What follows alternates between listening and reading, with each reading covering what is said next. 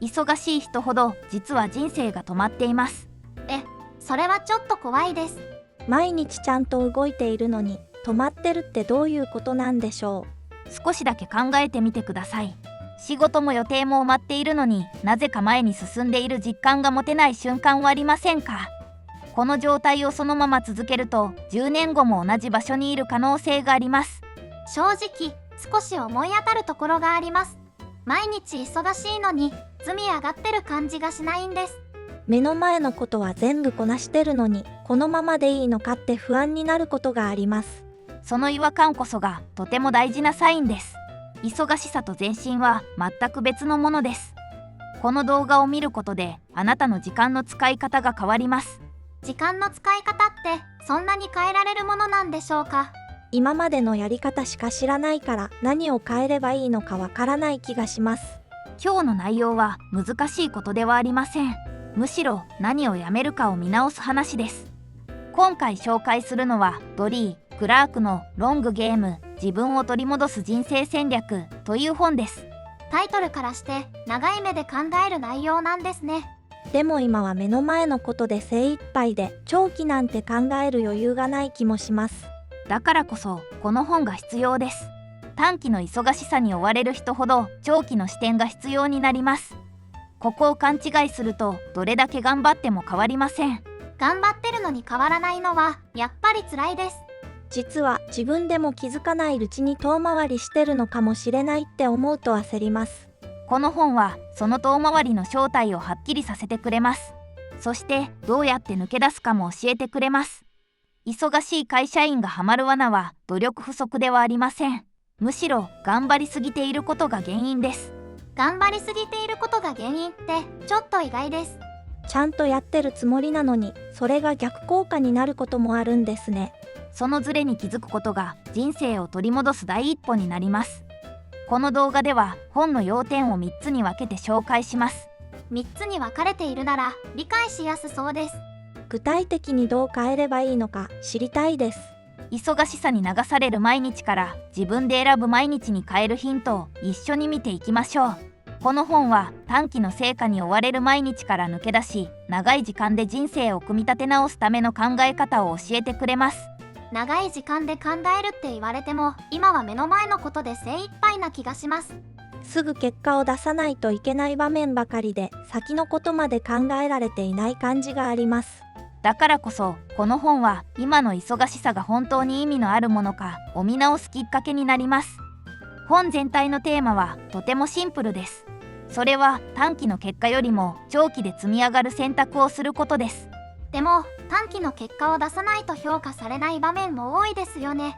その場では役に立つことばかり選んでしまって長く続くことを後回しにしてしまいます。その積み重ねが結果として人生の方向をずらしてしまうとこの本は伝えています。この本では人生を長いゲームとして考える視点が紹介されています。長いゲームってどういうイメージなんでしょうか？すぐ勝つことじゃなくて長く続けることが大事ってことなんですかね。その通りです。短い勝ち負けではなく10年単位で意味のある選択を続けることが大切だと説明されています。多くの人がここで時間を失っています。目の前の仕事や誘いに反応し続けることで本当にやりたいことに使う時間が消えていきます。確かに気づいたら一日が終わっていることが多いです。やりたいことがあるはずなのに結局後回しになってしまいます。この本はその状態から抜け出すための考え方を順番に教えてくれます。内容は大きく分けて3つの流れで構成されています。まず自分の時間を奪っているものに気づくこと。自分では気づいていないことも多そうです。無意識に引き受けていることって結構ありますよね。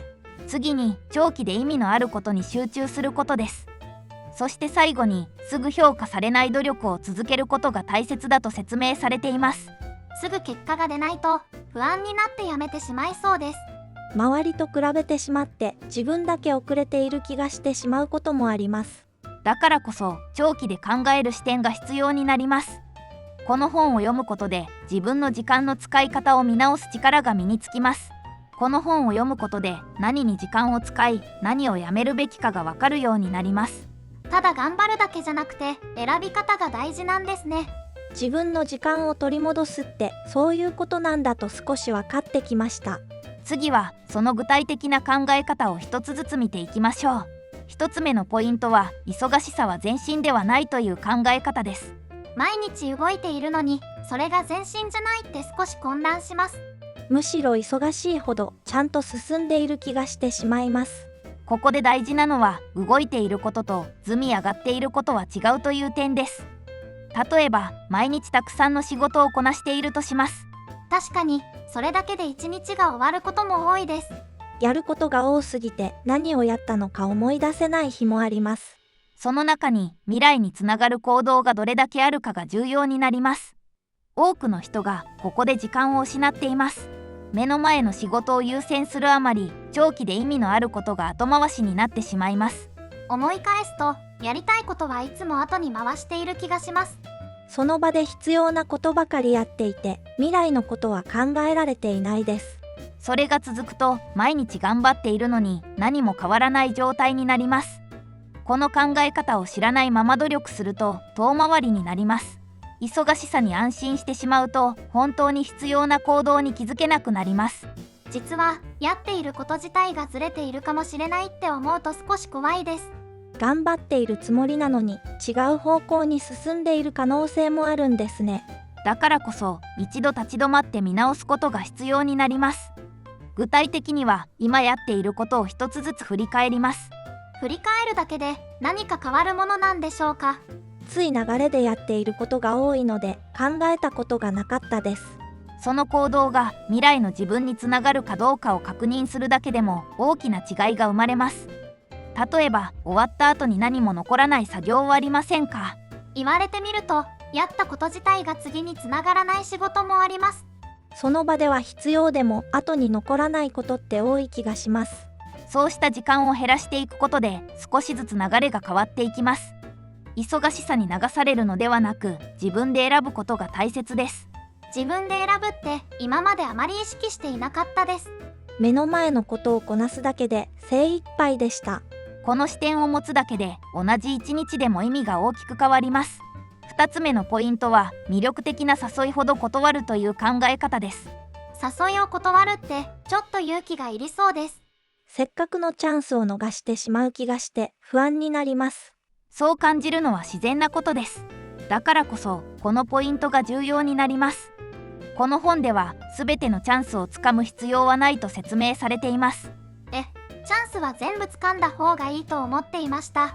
断ると損をする気がしてつい引き受けてしまいます。ここを勘違いすると、どれだけ頑張っても変わりません。全てを受け入れることは、時間を分散させてしまう原因になります。例えば、新しい仕事の依頼や魅力的なプロジェクトが来たとします。面白そうだとつい受けてしまいそうです。今の仕事が忙しくてもなんとかなると思ってしまいます。しかし、その選択が長期的に意味があるかどうかを考えることが大切です。多くの人はその場の魅力で判断してしまいます。確かに、目の前の良さで決めてしまうことが多いです。後から考えるとやらなくてもよかったかもしれないこともあります。その積み重ねが自分の時間を少しずつ奪っていきます。本当に大切なのは、自分の軸で選ぶことです。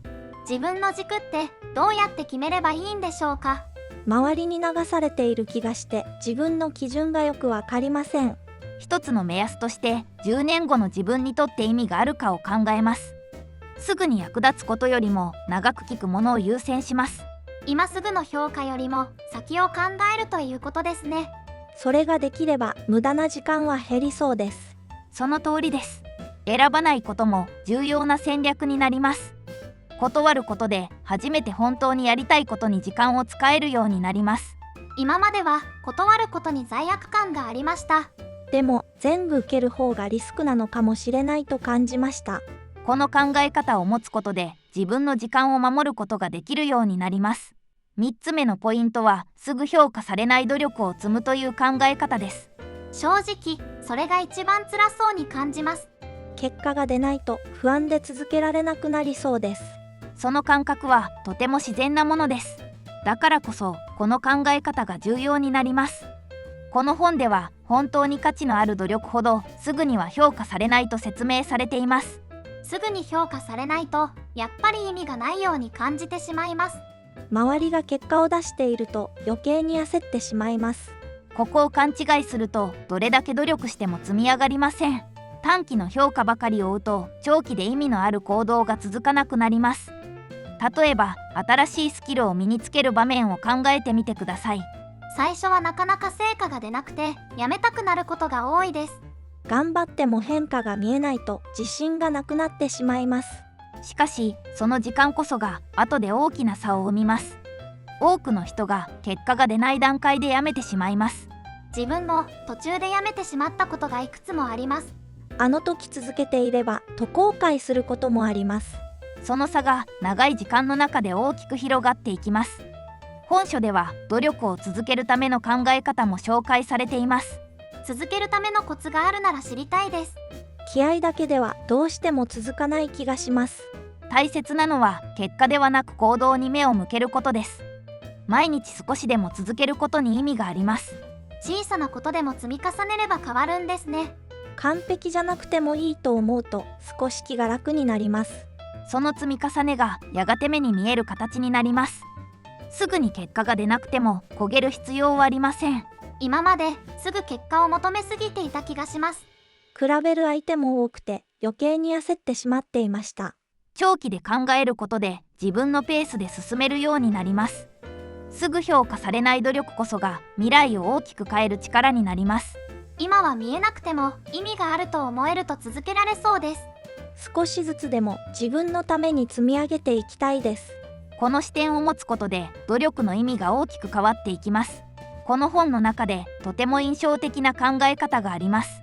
どんな考え方なんでしょうか。自分の状況に当てはまる話だとより理解できそうです。それは今すぐ報われない選択が未来を作るという考え方です。例えばある人が新しい分野に挑戦するとします。最初はなかなか成果が出ないことが多いですよね。周りからも評価されにくくて不安になると思います。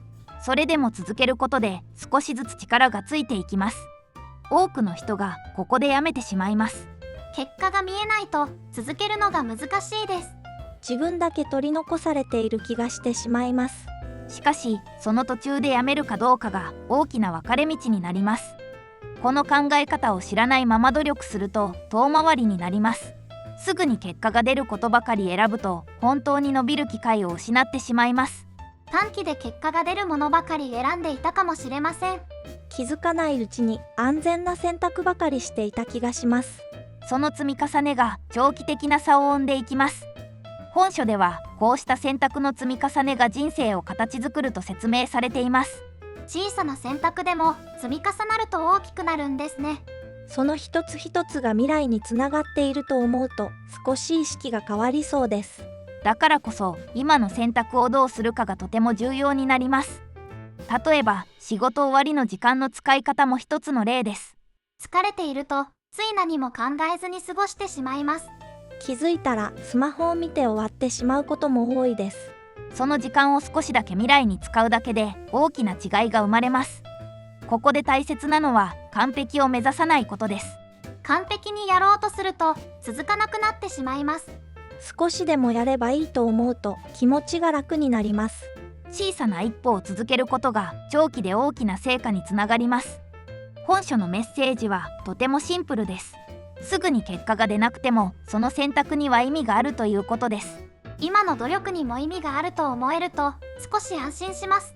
焦らず続けていくことが大事なんだと感じました。その積み重ねが未来の自分を大きく変えていきます。ここからはこの本の内容を日常でどう生かすかを見ていきます。理解するだけじゃなくて実際に使えると嬉しいです。毎日の中でどう変えればいいのか具体的に知りたいです。難しいことはありません。小さな行動を変えるだけで流れは大きく変わります。まず一つ目は予定の入れ方を見直すことです。予定の入れ方ってそんなに意識したことがありませんでした。空いているところにただ予定を入れているだけかもしれません。ここを変えないといつまでも忙しいだけの状態が続きます。先に未来に聞く時間を入れることが大切です。例えば週に一度だけでも構いません。週に一度なら何とかできそうです。忙しくても少しなら時間を取れる気がします。その時間を自分の成長や将来につながることに使います。2つ目は断る基準を持つことです。基準があれば迷わずに済みそうです。いつもその場の雰囲気で決めてしまっています。判断の軸はシンプルで大丈夫です。10年後の自分に意味があるかどうかで考えます。この本の内容は仕事の場面でも役立ちます。具体的にはどんな時に使えるんでしょうか？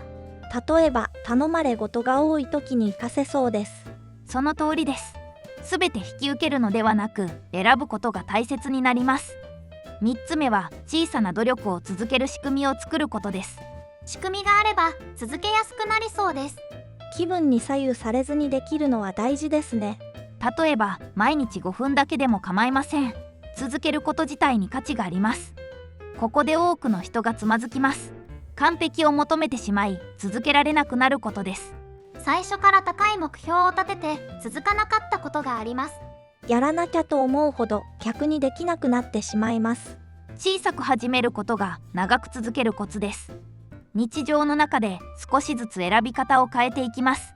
いきなり全部変える必要はないんですね。少しずつなら自分でもできそうです。その積み重ねが大きな変化につながります。忙しさに流されるのではなく自分で時間を選ぶことが大切です。自分の時間を取り戻すという感覚が分かってきました。今までとは違う見方ができそうです。この考え方を実践することで毎日の意味が変わっていきます。今回は忙しい会社員がハマる罠について見てきました。自分にも当てはまることが多くて少し驚きました。頑張っているつもりでも方向がずれている可能性があるんですね。ここまでの内容を改めて整理していきます。1つ目は忙しさは全身ではないということです。動いているだけでは積み上がらないこともあるんですね。未来につながる行動かどうかが大事だと感じました。2つ目は魅力的な誘いほど断ることです。すべてを受け入れるのではなく自分で選ぶことが重要になります。選ばないことも大切だと分かりました。自分の時間を守るために必要な考え方ですね。3つ目はすぐ評価されない努力を続けることです。ここを勘違いするとどれだけ努力しても結果につながりません。長期で考えることで努力の意味が変わります。今すぐ結果が出なくても続けることが大事なんですね。焦らず積み重ねることの大切さを感じました。この本は会社員の現実を変える一冊です。自分の時間の使い方を見直すきっかけになりそうです。ただ頑張るだけじゃなくて選ぶことが大事だと分かりました。今日からできることはとてもシンプルです。今日は5分でいいので明日やらないことを一つ書いてみてください。やらないことを決めるのは新しい感覚です。それだけでも少し気持ちが軽くなりそうです。この本を読んだ方はぜひコメントで感想を教えてください。チャンネル登録も忘れなく。